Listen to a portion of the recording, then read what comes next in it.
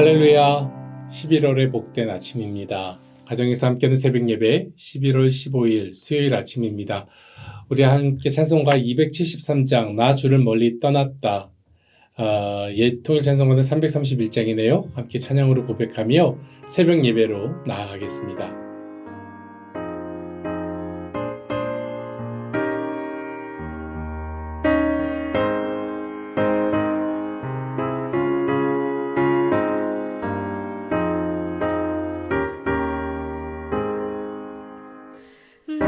주를 멀리 떠났다 이제 옵니다. 나 죄의 길에 시달려 주여 옵니다. 나 이제 왔으니 내 집을 찾아 주여 나를 받으사 맞아 주소서. 그 귀한 세월 보내고 이제 옵니다. 난 뉘우치는 눈물로 주여 옵니다. 나 이제 왔으니 내 집을 찾아 주여 나를 받으사 맞아 주소서. 나 죄에 매여 고달파 이제 옵니다. 주 크신 사랑 받고자 주여 옵니다. 나 이제 왔으니 내 집을 찾아 주여 나를 받으사 맞아 주소서.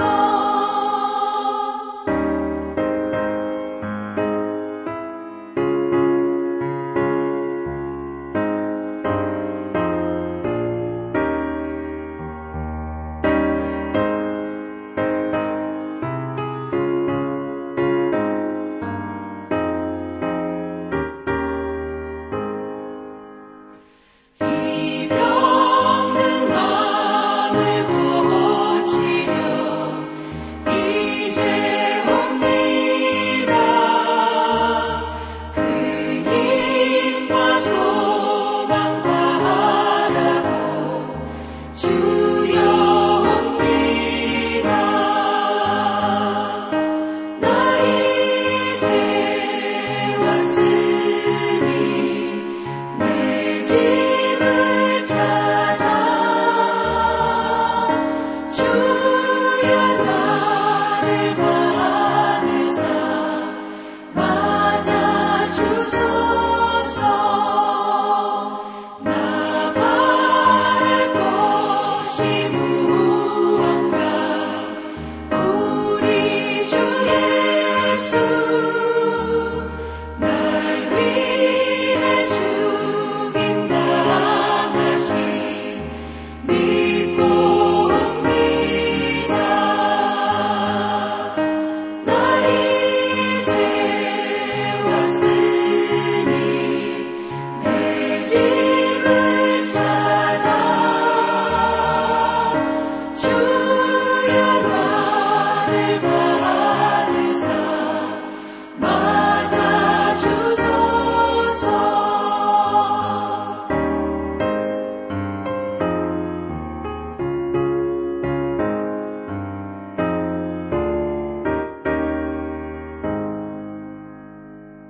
함께 기도하겠습니다. 사랑의 전하님 감사합니다.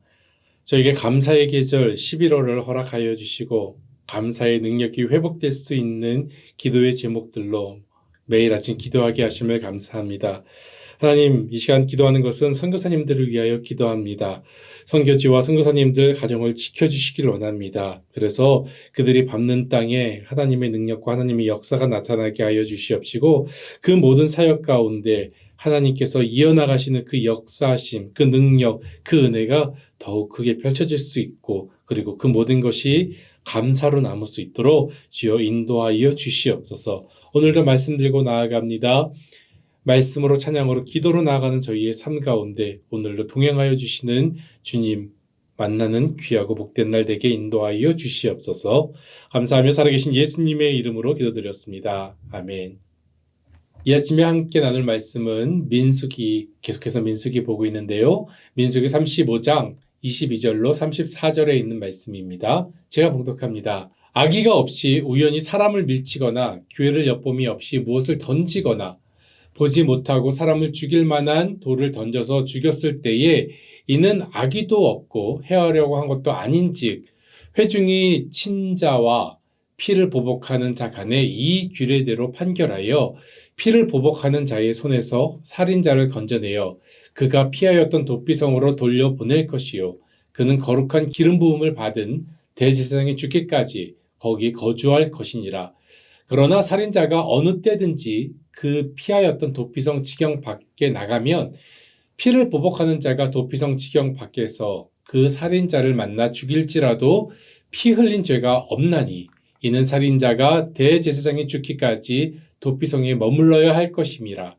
대제사장이 죽은 후에는 그 살인자가 자기 소유의 땅으로 돌아갈 수 있느니라. 이는 너희의 대대로 거주하는 곳에서 판결하는 규례라. 사람을 죽인 모든 자, 곧 살인한 자는 증인들의 말을 따라서 죽일 것이나 한 증인의 증거만 따라서 죽이지 말 것이요. 고의로 살인한 죄를 범한 살인자는 생명의 속전을 받지 말고 반드시 죽일 것이며 또 도피성에 피한 자는 대제사장이 죽기 전에는 속전을 받고 그의 땅으로 돌아가 거주하게 하지 말 것이니라. 너희는 너희가 거주하는 땅을 더럽히지 말라. 피는 땅을 더럽히나니 피 흘림을 받은 땅은 그 피를 흘리게 한 자의 피가 아니면 속함을 받을 수 없느니라. 너희는 너희가 거주하는 땅, 곧 내가 거주하는 땅을 더럽히지 말라. 나 여호와는 이스라엘 자손 중에 있음이니라. 아멘. 하나님께서 오늘 저희에게 허락하신 말씀입니다. 한국의 어느 악역을 많이 담당하는 배우가 인터뷰했던 이야기가 생각이 납니다. 악역을 하려면요, 날카로운 칼을 쥐고 몇 시간씩 같이 그 칼과 놀다 보면은 정말 그 칼처럼 성격이 날카로워지고 나중에는 살인도 할 만한 악한 사람들의 모습이 자신에게 나타난다고 하죠. 그래서 악한 사람의 역할을 잘 할 수 있다고 합니다. 근데 이분이 이렇게 이야기합니다. 그런데 아주 가끔은 천사같이 순한 역할을 맡을 때가 있다고 합니다. 그러면은 그때는 칼이 아니라 아주 잘 웃고 있는 아기와 몇 시간 신나게 논다는 거예요. 그러고 나면 자기 자신도 아주 순한 모습으로 바뀐다고 합니다. 나를 보며 웃어주는 사람, 그리고 우리의 큰 얼굴을 보며 방긋 웃는 아기는 우리에게 큰 행복을 주는 것이 확실한 것 같습니다. 반대로 나를 만나는 그 사람을 행복하게 하기 위해서는 우리의 미소와 웃는 모습, 그리고 그 배려가 누군가를 아름답게 만들 수 있는 힘이 있다는 것을 알게 되는 것 같습니다. 어떤 사람을 만나고 싶은가 묻는다면요. 누구를 만나고 싶습니까? 나를 위해 웃어주는 사람, 나를 웃게 만들어준 사람, 그리고 재미있게 해주는 사람, 그리고 또 한 가지 만나고 싶은 사람이 있다면 그것은 나를 위하여 나의 모든 것을 위하여 배려해주는 사람이 아닐까라는 생각을 해봅니다. 배려가 행복을 만드는 세상이 아닐까 생각해 보시죠. 생각이 듭니다. 처음 미국 생활을 하게 되며 미국 사회에서 놀랐던 점들이 있었던 것 같아요. 꽤 오래전이었지만 참 이 미국은 배려가 많다라는 생각을 해보게 되었습니다.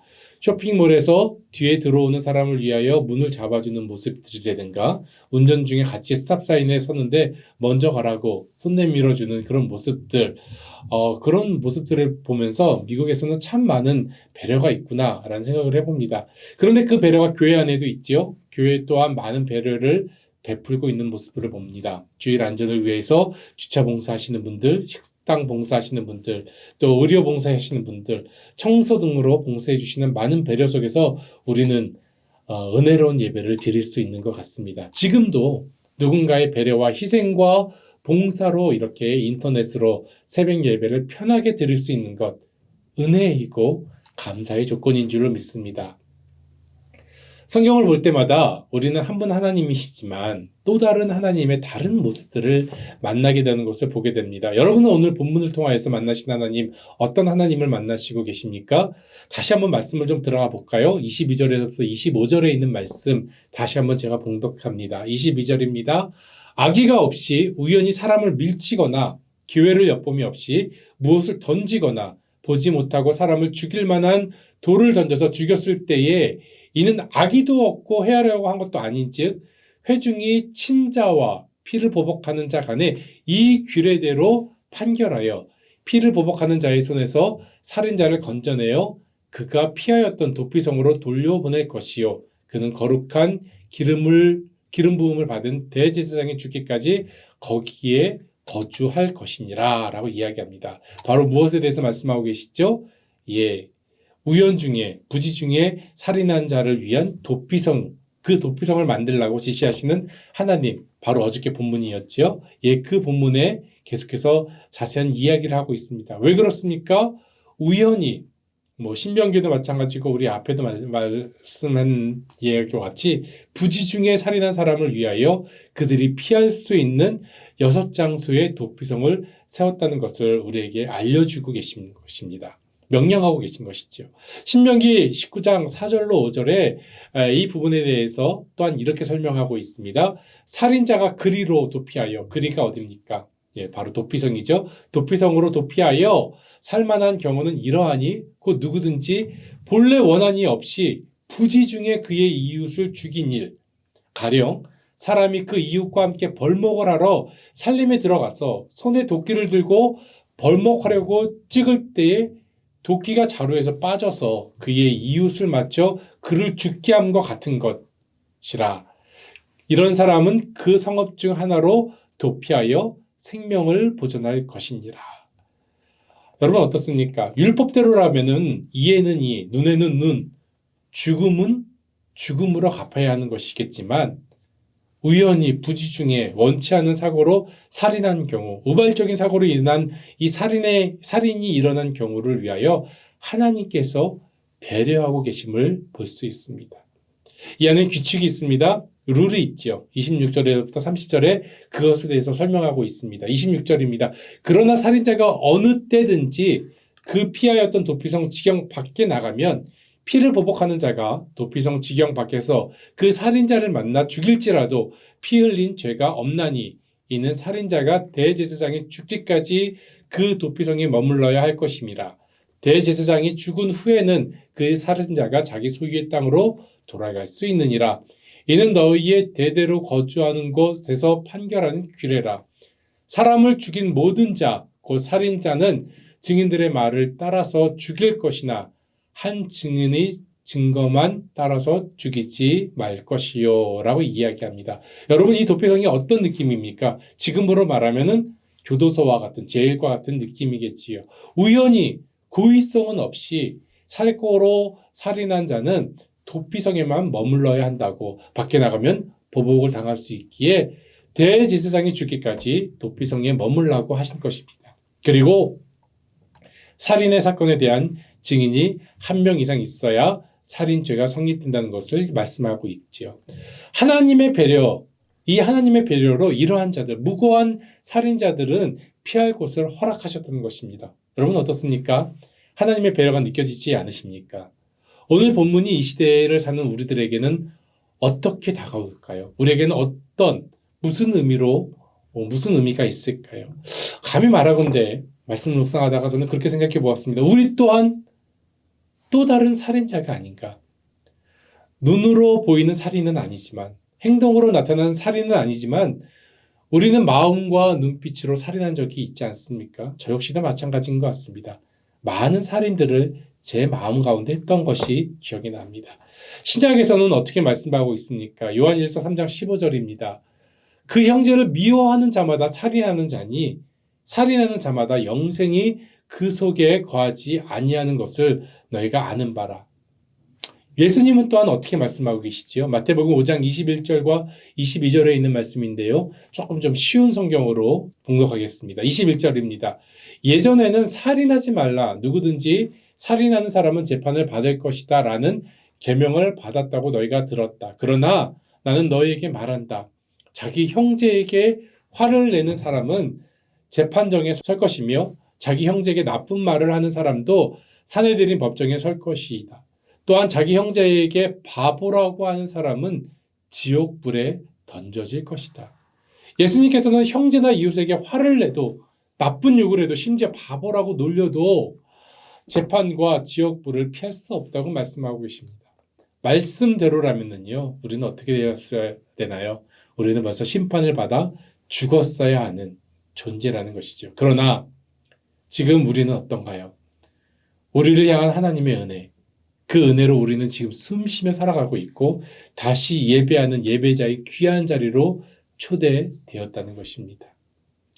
하나님의 배려로 죽지 않은 것도 감사한데 기도할 때마다 눈물을 흘리며 고개 숙일 때마다 범죄한 우리의 손을 잡아주시고 우리의 작은 신음에도 응답하시는 주님을 만나게 되는 은혜로 주님은 우리를 이끌어 주셨습니다.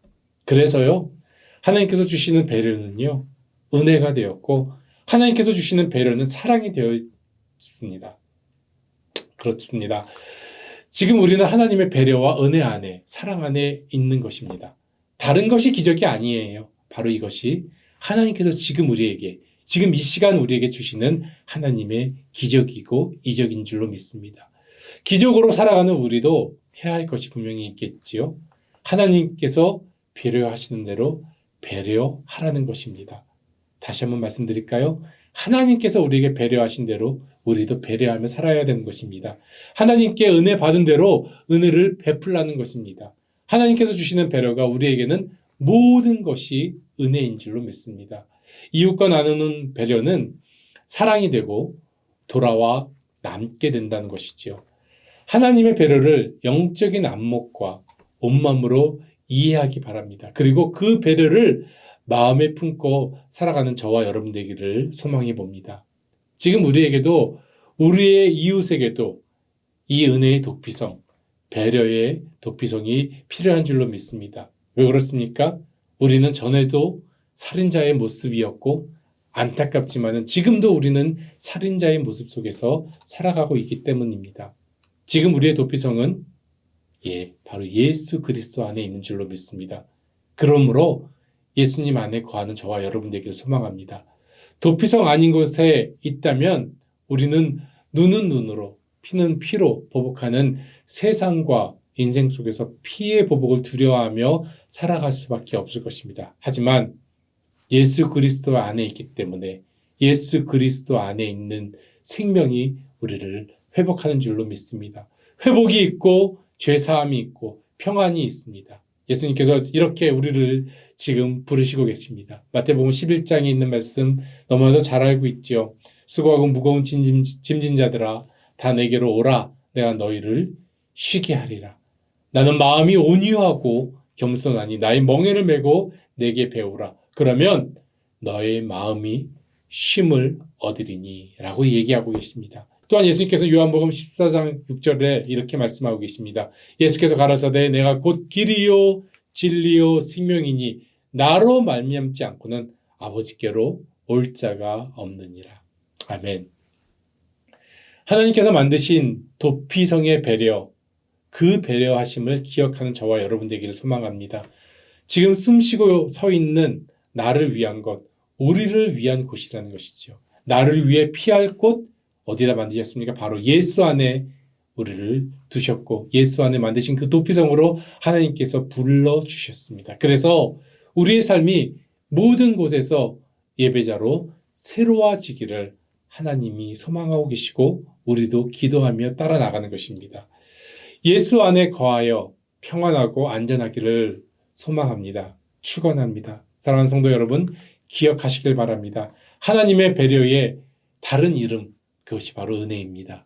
하나님 배려의 또 다른 이름, 바로 사랑입니다. 그 사랑이 바로 십자가에서 우리를 위하여 피 흘려 돌아가신 예수 그리스도이시라는 것입니다.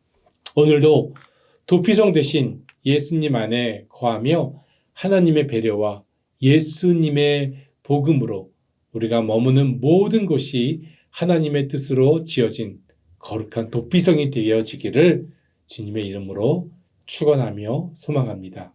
기도하겠습니다. 사랑하는 하나님 감사합니다. 도피성으로 보복을 면케 하시고 예수 그리스도 안에서 우리가 평안을 누리게 하심을 너무나도 감사합니다. 우리도 살인자요, 마음과 생각의 살인자였던 것을 이 시간 고백합니다. 이런 우리를 위하여 하나님의 그 큰 배려, 그 큰 은혜로 예수 그리스도 안에 우리를 불러주시며 너무나도 감사합니다. 예수 안에서 회복되게 하심을 감사합니다. 예수 안에 생명 있음을 감사합니다. 예수 그리스도 안에서 머무는 우리의 삶, 은혜의 삶이 이어지도록 주여 인도하여 주시옵소서. 그래서 우리의 도피성 대신 예수님의 이름 붙잡고 오늘도 세상에 나가서 승리하는 우리의 삶 되게 하여 주시옵소서. 우리의 도피성 대신 예수 그리스도의 이름으로 기도드렸습니다. 아멘. 계속해서 여러분이 있는 자리에서 기도로 나아가는 복된 시간 되길 바랍니다.